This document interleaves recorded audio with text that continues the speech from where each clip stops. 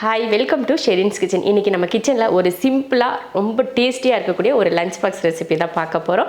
என்ன ரைஸ் அப்படின்னு பார்த்தீங்கன்னா கொத்தமல்லி சாதமும் அது கூட உருளைக்கிழங்கு வறுவலும். இதுக்கு மேலே என்ன லஞ்ச் பாக்ஸ் ரெசிபி வேணும் சொல்லுங்கள் பார்க்கலாம். அந்த மாதிரி அற்புதமான ஒரு டேஸ்ட்டில் செய்ய போகிறோம். வாங்க பார்க்கலாம். உருளைக்கிழங்கு வறுவல் பண்ணுறதுக்கு ஒரு கடாயை வச்சு ஒரு 2 ஸ்பூன் அளவுக்கு எண்ணெய் ஊற்றிக்கலாம். எண்ணெய் காஞ்சதுமே ஒரு 1/4 ஸ்பூன் அளவுக்கு சோம்பு, அது ஒரு 4-5 பல் பூண்டு சேர்த்துருக்கேன். கூடவே கொஞ்சம் கருவேப்பிலையும் சேர்த்து கலந்து விட்டுருவோம். பூண்டும் அந்த சோம்பும் பார்த்திங்கன்னா கலக்கிறப்ப அப்படியே அந்த மனம் சூப்பராக இருக்கும். இந்த டைமில் உருளைக்கிழங்க சேர்த்துடலாம். 1/4 கிலோ உருளைக்கிழங்க இது போல் தோல் சீவிட்டு சேர்த்துக்கிறேன். நீங்கள் தோலோடு சேர்க்கணுன்னாலும் சேர்த்துக்கலாம். வெட்டி போடுறது வந்து நம்ம விருப்பம். குட்டியாவோ பெருசாவோ சின்னதாவோ அது நம்ம விருப்பப்படி போட்டுக்கலாம். ஆனால் செய்கிற மெத்தட் இந்த மாதிரி செய்யுங்க. தேவையான உப்பு சேர்த்து கொஞ்சம் மஞ்சள் தூள் போட்டுருவோம். கொஞ்சம் மஞ்சள் தூள் போட்டு கலந்து விடுவோம்.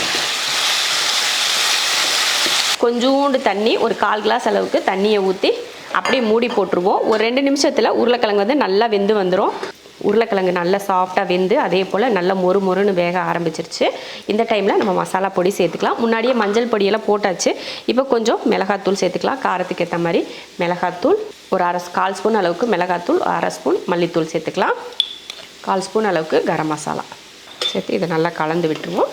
கலந்ததுக்கப்புறமா ரொம்ப நேரம்லாம் கலக்க வேணாம். சும்மா அந்த ஒரு 30 செகண்ட் 40 செகண்டுக்கு இந்த மசாலாவோட பச்சை வடை போகிற மட்டும் நீங்கள் வதக்கி விட்டால் போதும். அதுக்கப்புறமா வதக்குனிங்கன்னா மசாலா பூரா பாத்திரத்தில் ஊட்டிட்டு உருளைக்கிழங்கு மட்டும் தனியாக வர ஆரம்பிச்சிடும். அவ்வளோதான், சூப்பராக ரெடி ஆயிடுச்சு. இப்போ அடுப்பை வந்து ஆஃப் பண்ணிக்கலாம்.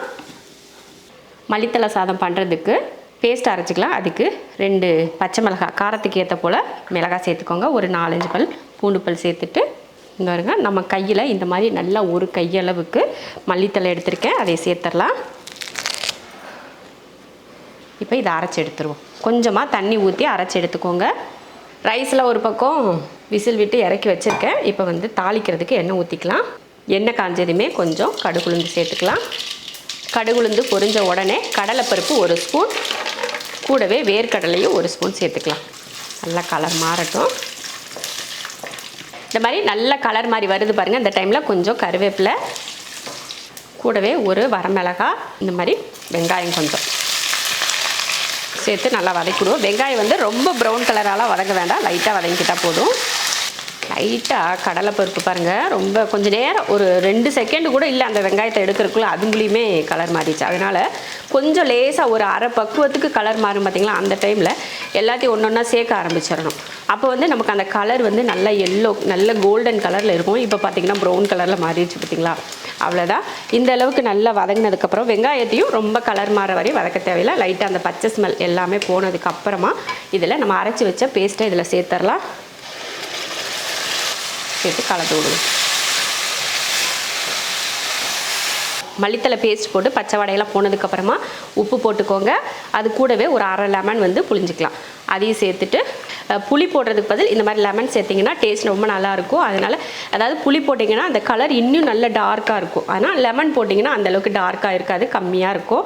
அது பச்சை கலர் அப்படியே இருக்கும். இப்போ ரைஸ் போட்டுக்கலாம். நம்ம வந்து ஒரு 3 பேர் சாப்பிடக்கூடிய அளவுக்கு ரைஸ் போட்டுக்கலாம். நீங்கள் ஸ்கூலுக்கு லஞ்சு, ஸ்கூல் காலேஜ் ஆஃபீஸ் இதுக்கெல்லாம் கொடுத்து விடுறதுக்கு ரொம்ப நல்லாயிருக்கும்.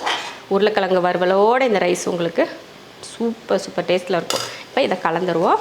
உப்பு வந்து நான் சாதத்தில் உப்பு போட்டிருப்பேன். நீங்கள் உப்பு சரி பார்த்து உப்பு அப்புறமா சேர்த்துக்கோங்க. அவ்வளோதான், அருமையான மல்லித்தலை சாதம் ரெடி ஆயிடுச்சு. இதே போல் நீங்கள் லஞ்ச் பாக்ஸுக்கு செஞ்சு கொடுத்து பாருங்கள். உருளைக்கிழங்கு வறுவலும் கொத்தமல்லி சாதமும் செஞ்சு கொடுங்க. வேறு லெவலில் இருக்கும். டேஸ்ட்டும் நல்லாயிருக்கும். லஞ்சுக்கு எடுத்துகிட்டு போகிறவங்களும் சீக்கிரம் சாயங்காலமாக வந்து கண்டிப்பாக உங்களை பாராட்டுவாங்க. அந்தளவுக்கு டேஸ்ட் சூப்பராக இருக்கும். ட்ரை பண்ணி பாருங்கள்.